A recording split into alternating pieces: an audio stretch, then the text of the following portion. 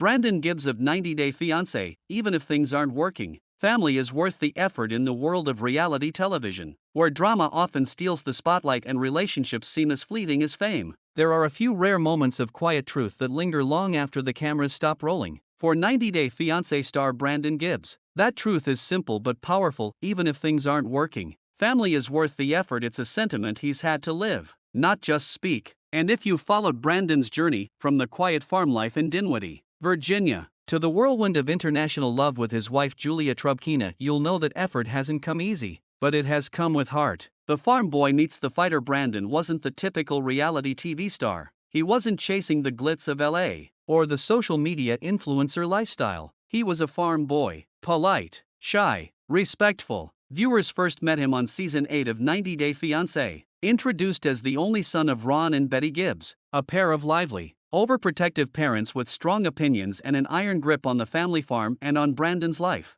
Enter Julia Trubkina, a fiery Russian go-go dancer with a magnetic personality, an eye for fashion, and a zero-tolerance policy for overbearing in-laws. Sparks flew, both romantic and dramatic. What followed was one of the most memorable arcs in the 90 Day universe, a cross-cultural clash between traditional American rural life and free-spirited Eastern European independence. And at the center of it all was Brandon, caught between love and loyalty. Love versus loyalty. From the outside, viewers were quick to take sides. Many criticized Betty and Ron for being too controlling. Others felt Julia was disrespectful to their hospitality. And Brandon? He was accused of being passive, weak, even clueless. But behind the camera, the truth was more complicated. Brandon grew up in a household where family was everything. His parents weren't just his support system, they were his world. Helping on the farm wasn't a chore, it was a legacy. So when Julia came into his life with expectations of independence, privacy, and boundaries, Brandon found himself torn in two. "I wasn't trying to make anyone unhappy," Brandon once said in a behind-the-scenes interview.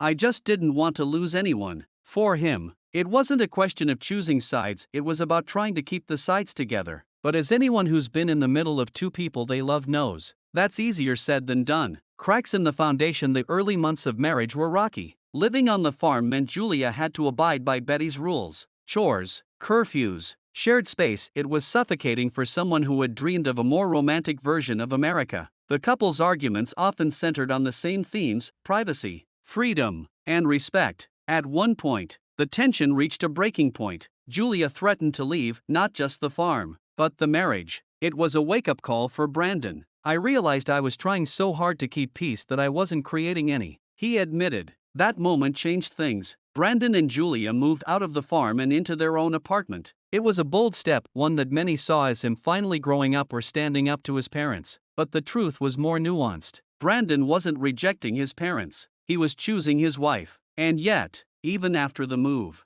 he kept in touch, kept helping on the farm, and kept trying to build bridges. Because for him, love wasn't about abandonment, it was about effort. A father's illness, the shift no one expected in early 2023. Brandon's world shifted again, this time, in a way no one could have predicted. His father, Ron Gibbs, was diagnosed with cancer. Suddenly, the minor arguments about household boundaries and farm duties seemed trivial. The emotional divide between Julia and Brandon's parents, once so sharp, started to soften under the weight of something real. Julia, despite everything, stood by Ron's side. She visited, she brought meals, she helped where she could. "We weren't close," she admitted, "but I saw how much Brandon loved them, and I love Brandon, so I chose to show up." For Brandon, it was a moment of deep emotional reckoning. "It hit me that family isn't about agreement, it's about showing up, especially when things aren't perfect." It was also a healing moment. Betty, once skeptical of Julia's intentions, saw in her a different kind of strength. The woman who once fought her at every turn was now standing quietly beside her husband,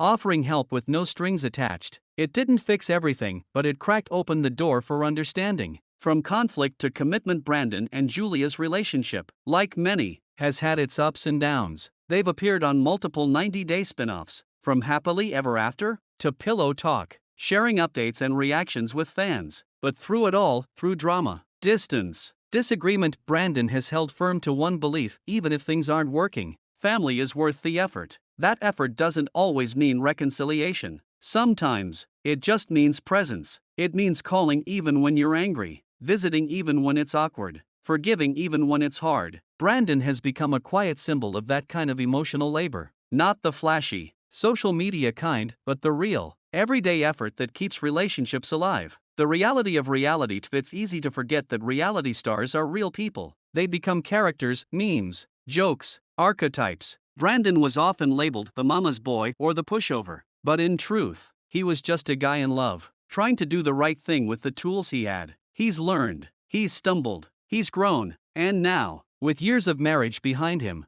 a deeper bond with his parents, and the scars of real-life challenges like illness and grief, Brandon speaks with more clarity and purpose. We're not perfect, none of us, but I've learned that if you want something to work, whether it's a marriage, a family, or just peace, you have to try every day, not because it's easy, but because it's worth it. Julia's perspective. Julia, too, has softened in her view. She's still feisty, still bold, but her love for Brandon has taught her patience. When I met Brandon, I didn't understand why he was so attached to his parents, she said in a recent interview. Now, I see, they built him, they loved him, and he's trying to love everyone back, even when it's hard. That's rare. Together, they've evolved not into the picture-perfect couple, but into a real one that fights, forgives, and tries again. What Brandon teaches us in a culture that often says, cut them off, or protect your peace by walking away. Brandon Gibbs stands for something different. He reminds us that peace isn't the absence of conflict, it's the willingness to walk through conflict with love. That doesn't mean accepting toxic behavior. It doesn't mean sacrificing yourself, but it does mean trying,